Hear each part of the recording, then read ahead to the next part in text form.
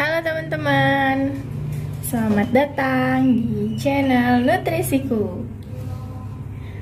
Edisi video pertama kali ini, saya mau membahas tentang KMS.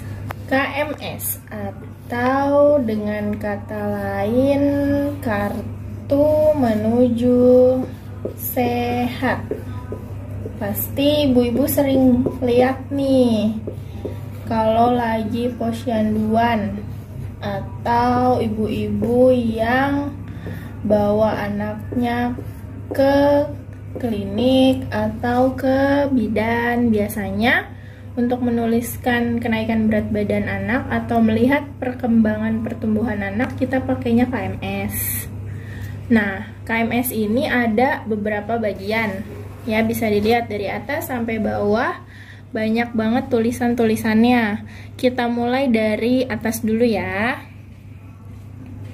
Di atas ini ada nama anak, nama posyandu bisa dituliskan.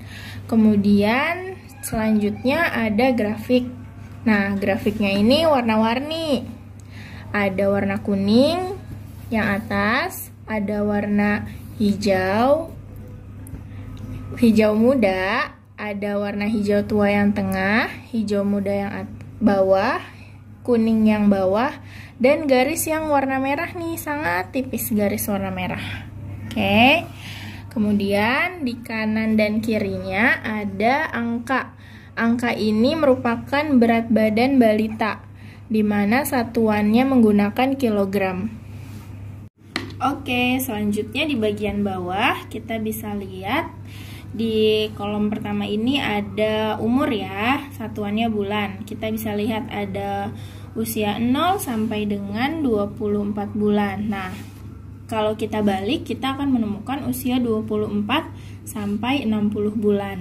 Nah, selanjutnya ada bulan penimbangan. Di sini ibu-ibu nanti bisa tulis bulan saat anaknya ditimbang. Kemudian untuk selanjutnya berat badan, satuannya menggunakan kilogram. Kemudian selanjutnya ada KBM. KBM merupakan singkatan dari kenaikan berat badan minimal. Satuannya gram. Dan di sini ibu-ibu bisa lihat ya, macam-macam nih. Dari 1 bulan 800 gram, kemudian kedua bulan 900 gram, sampai nanti ada 300 gram, 200 gram. Tapi di sini bukan berarti dari 12 ke 24 itu hanya naik 200 gram ya, tapi ini diartikan 200 gram per bulan. Kemudian selanjutnya ada N atau T. Nah, penjelasannya ada di bawah sini. Kalau N itu naik, kalau T itu tidak naik. Jadi kita lanjut ke sini. Kalau misalnya nanti ibu-ibu mengisi berat badan dan beratnya tidak sampai ke 800 gram, misal ibu-ibu bisa isinya T. Tapi kalau nyampe 800 gram atau lebih, ibu-ibu boleh isinya N. Kemudian ada kolom ASI eksklusif. Bisa diberikan tanda checklist kalau memang masih ASI eksklusif atau hanya ASI saja tanpa tambahan apapun. Dan kalau misalnya sudah dicampur dengan formula atau makanan lain, boleh dikasih tanda silang. Oke, selanjutnya kita coba pakai kasus ya. Nah, di sini kita ambil contoh. Ada seorang anak namanya Kanaya. Lahirnya bulan April 2020. Kemudian pada saat lahir, Naya ini beratnya 2,9 kg. Kemudian dia melakukan posyandu di bulan Mei dan Juni. Lalu sempat tidak posyandu di bulan Juli. Kemudian lanjut posyandu lagi di bulan Agustus dan September. Nah, dengan kasus seperti ini, kita coba tuangkan ke dalam KMS. Sekarang kita coba isi KMS-nya ya. Oke. Pada kolom bulan penimbangan 0 bulan ini, diisinya harus pada bulan lahir. Jadi bukan bulan pertama kali ibu-ibu melakukan penimbangan. Semisal Naya lahir April, tapi ibu-ibu baru datang ke posyandu bulan Mei. Nah, di kolom 0 ini tetap diisinya bulan April ya, bukan bulan Mei. Jadi kita tulis ya, April. Di sini April. Kemudian di sini diisinya itu adalah berat badan saat lahir ya. Jadi bukan berat badan ketika pertama kali nimbang. Jadi harus berat badan ketika saat lahir, yaitu di sini ya 2,9. Oke. Nah, karena ini masih berat lahir, jadi kita belum bisa menentukan apakah dia naik atau tidak. Kemudian untuk ASI eksklusif sudah bisa nih ditanyakan apakah bayinya mendapatkan ASI atau tidak. Kita anggap saja Hanaya ini mendapat ASI ya. Kita checklist. Oke, kemudian ke soal yang kedua. Nah, di bulan Mei ya, melakukan posyandu dengan berat 3,9 kg. Oke, kita isi di sini bulan Mei. Bulan Mei dengan berat 3,9. Nah, sekarang kita sudah bisa menentukan nih dari 2,9 ke 3,9. Ya, itu ada kenaikan sebesar 1 kg. Sedangkan minimalnya adalah 800 gram. Berarti kita sudah bisa menyebut ada kenaikan berat badan. Nah, kita bisa tuliskan di sini tanda N.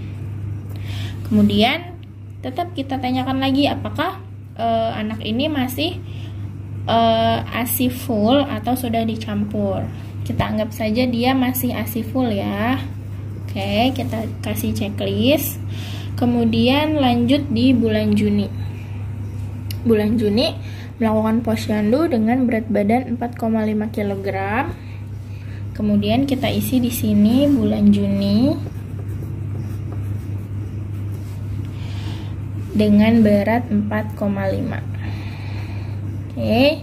Nah, kenaikannya hanya sebesar 600 gram nih. Padahal dari 1 ke 2 bulan seharusnya ada kenaikan 900 gram. Berarti tandanya tidak naik ya. Kita bisa tuliskan di sini huruf T. Oke. Nah, kemudian tetap kita tanyakan lagi apakah masih ASI atau tidak. Semisal ibunya menyatakan sudah dicampur atau misalnya sudah diberikan makanan yang lain, kita kasih tanda silang. Oke. Kemudian bulan selanjutnya adalah bulan Juli. Nah, ternyata bulan Juli tidak melakukan penimbangan nih. Nah, gimana sih cara ngisinya kalau misalnya si anaknya ini nggak nimbang? Kita tetap harus isi bulan Juli ya. Jadi jangan diisi ketika nimbang lagi, misalnya nimbang lagi Agustus terus di sini Agustus, jangan ya. Jadi kita harus tetap urut nih, April, Mei, Juni, Juli ya. Kemudian kita lewatin aja di sini kasih strip. Ya, di sini strip, di sini juga strip. Kemudian lanjut ke bulan Agustus, apakah dia menimbang? Oke, dia menimbang ya. Kemudian kita langsung aja nih Agustus dan September. Agustus 5,5, September 6,2. Kita lanjut tulis ke sini. Agustus ya. Kemudian di sini September. 5,5. Kemudian 6,2. Nah, 5,5 ini kita tidak bisa memberikan keterangan N atau T. Karena apa? Karena bulan sebelumnya kita tidak mengetahui berat anak ini berapa. Biasanya di posyandu akan dituliskan dengan keterangan O. O ini adalah ketika si balita ini tidak menimbang di bulan sebelumnya. Kemudian di bulan September dari 5,5 ke 6,2 ada kenaikan sekitar 700 gram dan KBM-nya hanya 500 gram. Berarti si anak ini mengalami kenaikan. Ya, kita bisa tuliskan N. Oke, tadi kita udah mengerjakan contoh soal ya. Sekarang saya mau kasih tips gimana sih supaya kita nggak bingung nih cara ngisi KMS kalau misalnya anaknya kadang datang, kadang enggak. Karena kalau misalnya dia datang terus, pasti kita ngurut kan ngisinya bulannya. Tapi kalau misalnya anaknya baru datang nih di bulan 1, terus nanti datang lagi di bulan ke-13, terus nanti datang lagi ke bulan 21, itu gimana sih caranya biar cepet?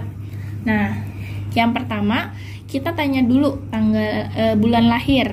Ya, misalnya tadi balik lagi ya, bulan lahirnya April. Kita bisa tulis di sini April 2020 ya. Nah, gimana caranya supaya kita bisa nentuin si anak ini setiap bulannya, atau misalnya kita nulisnya cepet nih, dia baru datang lagi di bulan 13. Nah, kita langsung aja, si anak ini kan lahir bulan April, otomatis 1 tahunnya adalah di 12 bulan ini. Jadi dia ulang tahun lagi kan akan di bulan April lagi ya. Jadi kita tulis lagi April. Nah, di sini April. Kemudian tahun berikutnya, tadi 2020, sekarang 2021. Nah, jadi kita langsung bisa tahu nih, oh di bulan 13 berarti bulan Mei ya, gitu. Nah, terus gimana nih kalau nanti dia datang lagi di ke bulan 22? Nah, berarti kita lanjut lagi, loncat. Dia akan berulang tahun yang kedua di bulan April juga ya, usia 24 bulan. Kita tulis lagi di sini April. April tadi 2021, berarti di sini 2022. Nah, karena dia datangnya di usia segini, berarti kita tulis bulan sebelumnya. Bulan apa? Maret ya. Maret. Kemudian di sini Februari. Oke.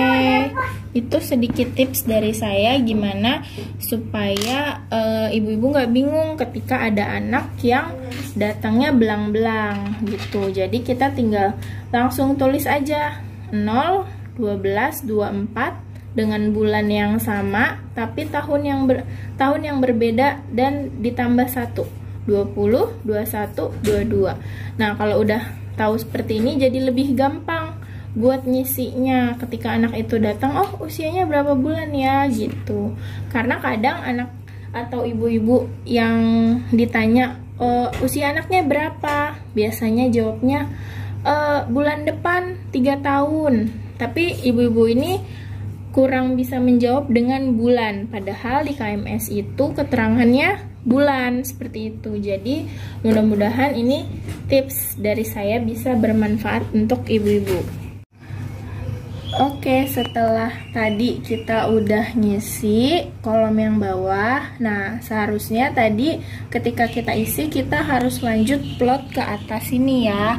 Tapi bagian plot grafik dan penjelasan grafik akan saya bahas di video selanjutnya. Oke, sekian penjelasan tentang KMS. Tapi sebelumnya saya mau disclaimer dulu nih. Untuk pengisian KMS ini sebetulnya dianjurkan diisi oleh tenaga kesehatan atau kader posyandu. Tapi semisal ibu-ibu pengen isi sendiri, boleh didampingi oleh kader atau tenaga kesehatan. Karena dikhawatirkan ada salah pengisian atau misalnya keliru nih menentukan kenaikan berat badan atau menentukan tanda, karena pengisian ini bisa jadi patokan apakah balita ibu-ibu ini mempunyai pertumbuhan yang baik dan sehat. Sekian dari saya, semoga bermanfaat. Wassalamualaikum warahmatullahi wabarakatuh.